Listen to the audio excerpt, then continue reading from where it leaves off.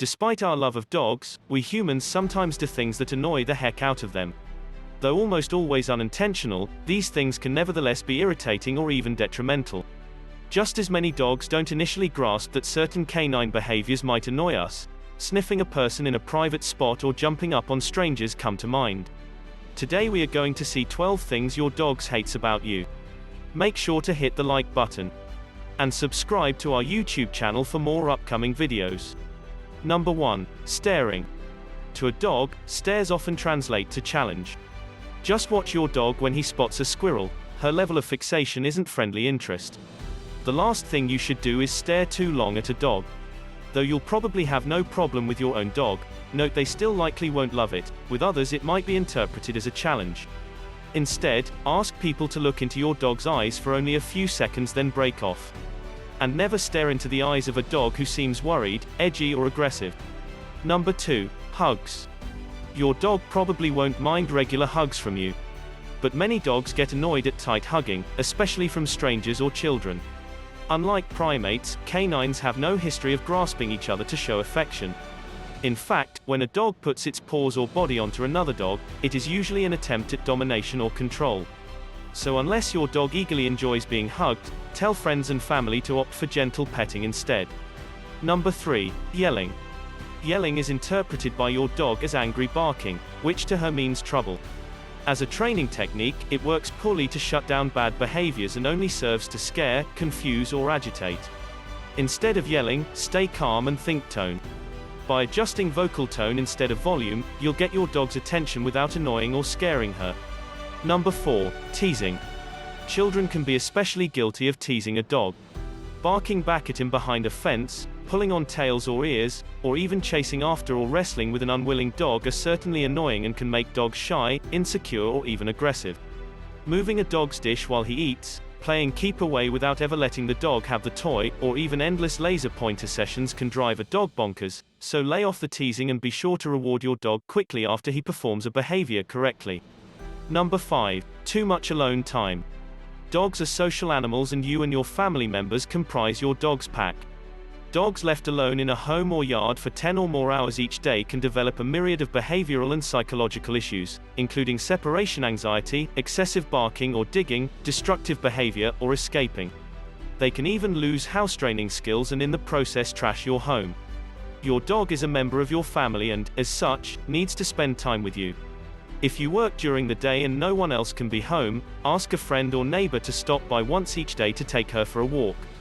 If that's not possible, be sure to spend quality time with her when you return. A walk, a round of fetch, whatever makes her happy. When you are home, let your dog be around you. Interaction with others is critical to your dog's well-being, so, however you do it, get her some company. Number 6. Crowded dog parks. Many dogs get annoyed or defensive when thrown into a park filled with too many strange dogs. Think about suddenly being thrown into an elevator with 20 clowns and you'll get the idea. The same goes for doggy daycares. If your dog is sociable, she should get along with 6 or 7 other dogs provided the space is large enough and the dog's well-mannered.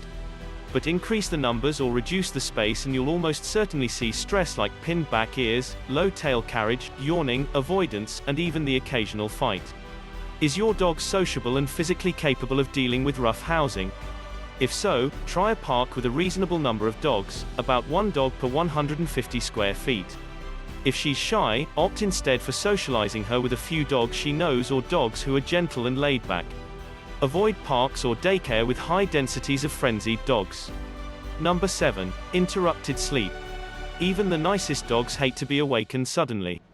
Older dogs especially, who tend to sleep more deeply, and those whose impaired hearing might not allow them to hear someone's approach can get scared by the sudden presence of a person touching them. Let your dog wake up naturally, without touching them or sneaking up.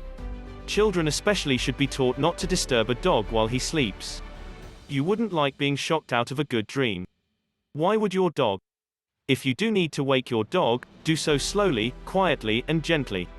Number 8. Strange dogs. Your dog will be wary of new animals entering your home. It's a result of his natural, normal instinct to protect his home turf. But some people, thinking that all dogs instinctively love other dogs, let friends bring their dogs over for impromptu visits. This can annoy even the most congenial dog and might incite a skirmish. Instead, first introduce any strange dog while on a walk. Then bring the new dog into your home on leash and have them both perform down, stays for a few minutes. Reward with treats, then let them calmly interact. Pick up toys and choose beforehand to minimize arguments. If you have a fenced yard, let them then go out and burn off some social steam. Number 9. Changes to routine. Dogs depend on routine. Feeding and elimination schedules, walks, playtime, your dog ingrains these into her brain and expects them to happen each day without much variation. If you randomly change her dinner time, take her out later than usual, or even leave or arrive unpredictably, it can stress your dog and result in behavioral problems. As best as you can, stick to the same times, the same diet, the same ritual play activity, whatever is working. On days off, try not to sleep in too late. And, even if you're tired, take her for that walk each morning before you go to work. Number 10. Tight leash. One aim of every dog trainer is a loose leash walk, which shows that the dog is paying attention and focused. But most dogs today seem to drag their people down the street, the leash stretched tight behind them. This means that not only is the dog not paying attention, but also has constant tension on his collar or harness, which can lead to health problems. Though the dog technically creates the tension, it nevertheless annoys her. Teach loose leash walking by changing the direction and speed of your training walks often and unpredictably. As soon as your dog seems to lose focus, do an about face and walk the other way, keeping the leash as loose as possible. Slow to a crawl, speed up, circle left or right, whatever she isn't expecting. When she responds to these position and speed changes, reward her with a tidbit that can be eaten on the move, with her beside you. You'll soon have a focused, happy dog at the end of a loose leash. Number 11. Inconsistency. You often invite your golden retriever to jump up on you when you get home from work. But when your mother comes over to visit, you chastise the dog for doing the exact same thing to her. This discrepancy confuses dogs, who can't figure out what you want them to do. To avoid this, decide exactly on what you do and don't want your dog to do, then stick to it. If jumping is not allowed, then the behavior should never be tolerated. If begging is undesirable, never offer food from your plate. Be as consistent as possible with the rules. Number 12. Inadvertently aggressive greetings. Are you greeting or attacking? Most people do not know how to properly greet a dog. They crouch, stare, stretch their hand out, and talk in bizarre baby talk. This is a threatening way to greet a dog. First, the person's crouch mimics a predator's pre-attack posture. The stare is the second threat, only to be topped by the outstretched hand reaching into their space, begging for a nip.